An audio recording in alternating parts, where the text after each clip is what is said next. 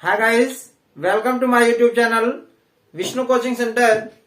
प्यारे दोस्तों, जैसा कि आपको पता है कि क्लास 9th के लिए मैं निर्देशांक ज्यामिति का फर्स्ट पार्ट पढ़ा चुका हूं। वो फुल इंट्रोडक्शन, जितना भी निर्देशांक ज्यामिति में क्या क्या है, कैसे क्वेश्चन मिलेंगे आपको, ये सभी के सभी क्वेश्चन फर्स्ट पार्ट में मैं बता चुका हूं। उसको आप लोग जरूर शुरू से अंत तक देखें, ताकि इसके बाद जो भी क्वेश्चन बताया जाए वो आपको निश्चित रूप से समझ में आए। फिलहाल निर्देशांक ज्यामिति में अब हम लोग प्रश्नावली पढ़ेंगे। प्रश्नावली 3.2 में पहला क्वेश्चन, पहले में 3 क्वेश्चन पूछे गए हैं, फर्स्ट, सेकेंड एंड थर्ड। पहला क्वेश्चन का पहला क्या कह रहा है कि कार्तीय तल में किसी बिंदु की स्थिति निर्धारित करने वाली क्षैतिज और ऊर्ध्वाधर रेखाओं के नाम क्या हैं।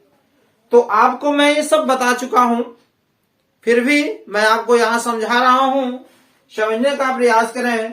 कह रहा है कार्तीय तल में किसी बिंदु की स्थिति निर्धारित करने वाली क्षैतिज और ऊर्ध्वाधर रेखा। जरा याद करिए आप, फर्स्ट पार्ट में मैं आपको बताया था ये क्षैतिज होता है, ये क्या होता है, क्षैतिज होता है, और ये क्या होता है, ऊर्ध्वाधर होता है। याद आया कि नहीं याद आया? इसको x अक्ष और y अक्ष कहते हैं, पता है कि नहीं? तो वही कह रहा है कि कार्तीय तल में किसी बिंदु की स्थिति निर्धारित करने वाली क्षैतिज और ऊर्ध्वाधर रेखाओं के नाम क्या हैं। अब ये क्षैतिज है, इसका नाम क्या है, और ये ऊर्ध्वाधर है, इसका नाम क्या है। मैं आपको बताया था कि इसका नाम ये y अक्ष हो जाएगा, और इसे हम कहेंगे x अक्ष कहेंगे। जो क्षैतिज रेखा है, ध्यान समझिए, यही तो क्षैतिज है ना। तो ये क्षैतिज क्या हो गई, इस रेखा का नाम क्या हो गया, x अक्ष, और ऊर्ध्वाधर रेखा का नाम क्या हो गया, y अक्ष। समझ में आया? तो इसका आप आंसर लिख देंगे। आंसर क्या हो जाएगा कि क्षैतिज और ऊर्ध्वाधर रेखाओं के नाम, यही पूछ रहा है ना, तो लिखेंगे क्षैतिज रेखा का नाम। जो क्षैतिज रेखा का नाम है, क्षैतिज यही है ना, क्या नाम हो गया, x अक्ष। ये इसका नाम क्या है, x अक्ष। तो समझ में आया? फिर कह रहा है ऊर्ध्वाधर रेखा का नाम, ऊर्ध्वाधर ये है, तो ऊर्ध्वाधर रेखा का नाम, ऊर्ध्वाधर रेखा का नाम क्या है, y अक्ष। तो लिखेंगे y अक्ष। समझ में आया? तो पहला क्वेश्चन आपको बहुत ही अच्छे समझ में आए होंगे। अब सेकेंड क्वेश्चन में हमसे क्या कर रहा है, इन दो रेखाओं से बने तल के प्रत्येक भाग के नाम बताइए। कह रहा है कि इन दो रेखाओं, कौन, जो x और y अक्ष जो बना है, इन दो रेखाओं से बने तल के प्रत्येक भाग का नाम बताएं। आपको मैं बता चुका हूं, इन दो रेखाओं से x अक्ष, y अक्ष। समझ में आया? करा इन दो रेखाओं से बने तल के प्रत्येक भाग का नाम बताएं। आपको पता है, बताया गया है, इसे हम कहते हैं प्रथम क्या, चतुर्थांश।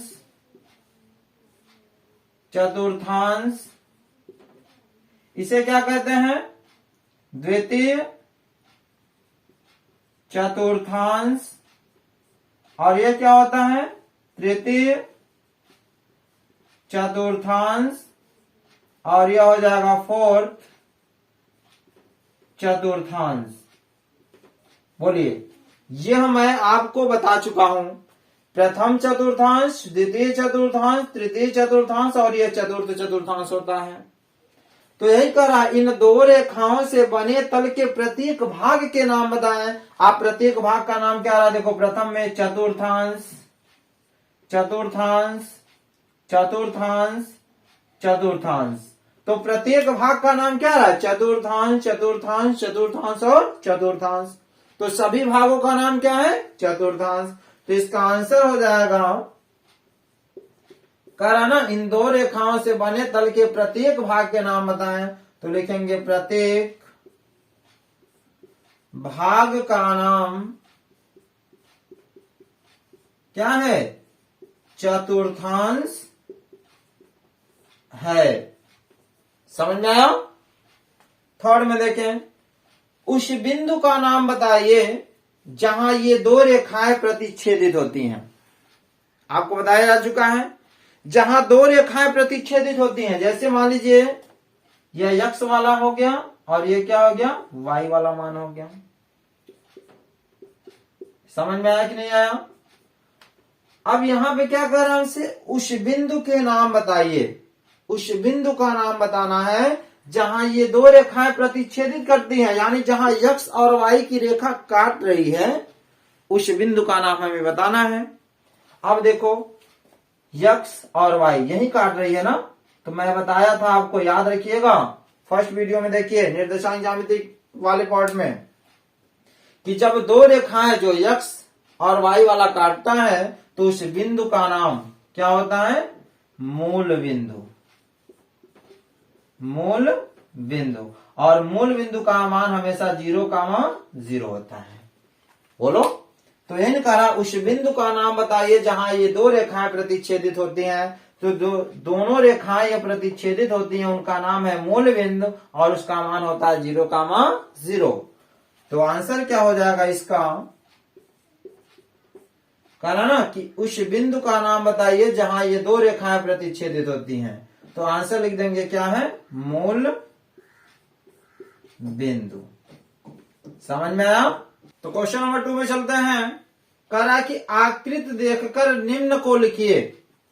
ये आकृति बनी हुई है और इस आकृति को देख करके आपको 1 2 3 4 5 6 7 8 क्वेश्चन इसमें पूछे जा रहे हैं और 8 क्वेश्चन का जवाब इसी चित्र में छिपा हुआ है।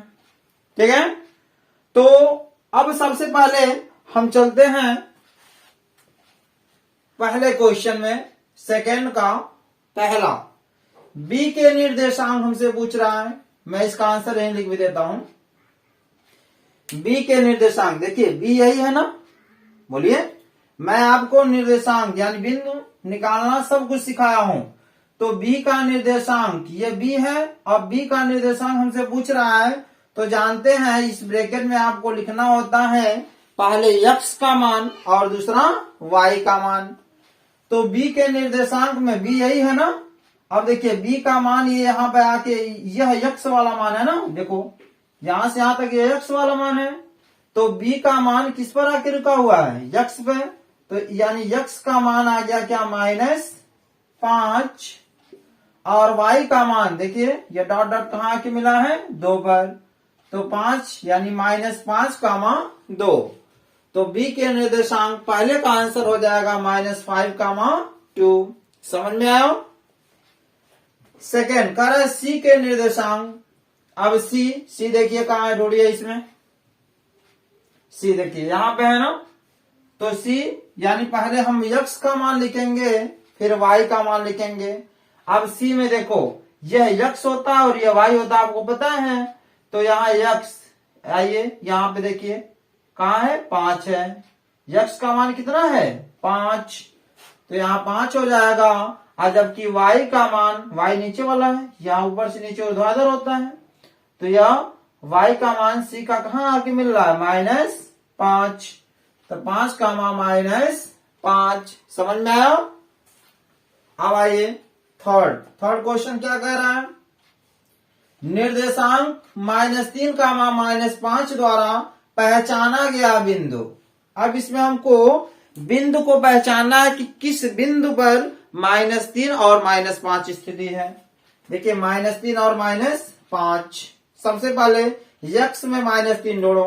यक्स यहां से यहां तक है ना, तो -3 आपको मिला। तो यक्स का मान -3 और वाई का मान क्या कह रहा है, -5। तो वाई में माइनस नीचे आता है, तो देखिए -5। तो यानी यह और यह देखिए -3 और -5, ये किस बिंदु पर है, ई पर है कि नहीं है, बोलो। तो यह हो जाएगा क्या, बिंदु ई। ठीक है, यानी -3 और -5 बिंदु ई पर है। समझ में आया। नेक्स्ट 4th क्वेश्चन क्या कर रहा है, निर्देशांक 2, -4। अब देखिए द्वारा पहचाना गया बिंदु सेम तीसरे की तरह है। अब हमको ये देखना है कि कौन सा बिंदु है। तो निर्देशांक 2, -4, तो पहला यक्स का मान होता है, तो यक्स में 2 ढूंढिए कहाँ है, यक्स यही है ना 2, ये तो मिल गया। फिर वाई में क्या है, -4, तो यक्स में 2 यह हो गया, और वाई का मान नीचे माइनस में आता है, तो -4 ये हो गया। देखिए 2 और -4 किस बिंदु पर है, जी। कहां पे है, जी। तो यहां बिंदु हो जाएगा क्या, जी। समझ में आया। नेक्स्ट भी 5वां क्वेश्चन क्या कर रहा है, डी का भुज। अब इसमें डी ढूंढिए कहां है, देखिए डी यही है ना, वेरी गुड। अब डी में देखिए ये जो होता है यक्स का मान है, नीचे वाला क्या होगा, यक्स का मान होगा। तो यक्स का मान क्या लिखा है, 6, और वाई का मान क्या है, 2। ठीक है, पहले तो आप यहाँ डी का भुज पूछ रहा है हमसे, तो पहले डी के निर्देशांक आप लिख लो कि डी का जो मान है, डी है ना, तो डी का मान यानी यक्स का मान कितना है, 6, और वाई का मान कितना है, 2। 6, 2 यानी यह निर्देशांक हो गया 6, 2। और इसमें हमसे पूछ क्या रहा है भाई, इस क्वेश्चन में क्या पूछ रहा है, डी का भुज। तो भुज बराबर क्या होगा, आप जानते हैं जो यक्स का मान होता है वो भुज होता है, और जो वाई का मान होता है वो कोटि होता है। तो यक्स का मान कितना है, 6, तो भुज बराबर क्या हो गया, 6। समझ में आया कि नहीं आया, यही आंसर हो गया।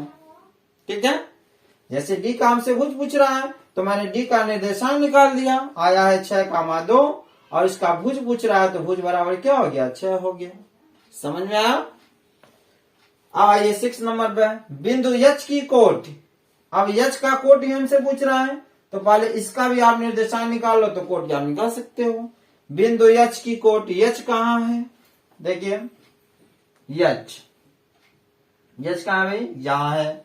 अब यच में यहां ध्यान दें आप कि पहले यक्स का मान लिखा जाता है, यक्स का मान क्या है, यहीं से आया ना, -5, तो लिखिए -5, और वाई का मान क्या है, यच, यानी ये कहां पे आ रहा है, -3, तो वाई का मान आ गया -3, -5 -3। और हमसे क्या पूछ रहा है, कोटि। तो आप जानते हैं कि कोटि वाई होता है, कोटि क्या होता है, वाई का मान। तो वाई बराबर यानी कोटि का मान आ गया क्या, -3, यही आंसर है। इसमें भुज बराबर 6 और इसमें कोटि बराबर क्या आ गया, -3। 7वां नंबर क्या कह रहा है, बिंदु यल के निर्देशांक। अब हमसे इसमें यल के निर्देशांक पूछ रहा है। देखिए यल यही है ना, है ना। आपको याद रखिएगा फर्स्ट वाले पार्ट में मैं बताया था कि अगर कोई भी बिंदु रेखा पर हो, किस पर हो, रेखा पर हो, तो यह अगर मान लीजिए वाई रेखा पर स्थित है ना, ये देखिए, इसका मतलब वो यक्स का मान क्या होगा, 0 होगा। तो यल का मान पूछ रहा है, तो वाई का मान क्या दिया है, 5, और उसी रेखा पर स्थित है, तो यक्स का मान क्या होगा, 0। तो यह हो जाएगा 0, 5। समझ में आया। यल के निर्देशांक हो गए, यक्स का मान 0 और वाई का मान 5 हो गया। अब आइए 7th हो गया, 8वां में देखें, बिंदु यम के निर्देशांक हमसे पूछ रहा है, तो यम को ढूंढिए कहाँ है भाई, यम यही है ना। तो यम में देखिए, अब यहाँ देखिए, यह यम इसी रेखा पर स्थित है ना, इसका मतलब यह यक्स पर स्थित है। देखो यक्स पर है कि नहीं है, इसका मतलब उसी रेखा पर स्थित है, तो वाई का मान क्या होगा, 0।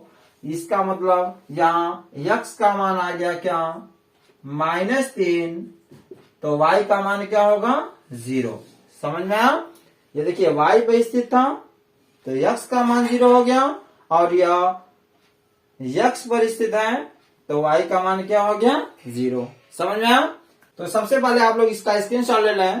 तो प्यारे दोस्तों, अगर हमारे इस चैनल पर नए हैं तो इस चैनल को सब्सक्राइब करें, लाइक करें, शेयर करें। क्यों? क्योंकि अगर आप सब्सक्राइब कर देंगे तो जैसे ही मैं अन्य वीडियो अपलोड करूंगा उसकी नोटिफिकेशन आपको तुरंत मिल जाएंगे।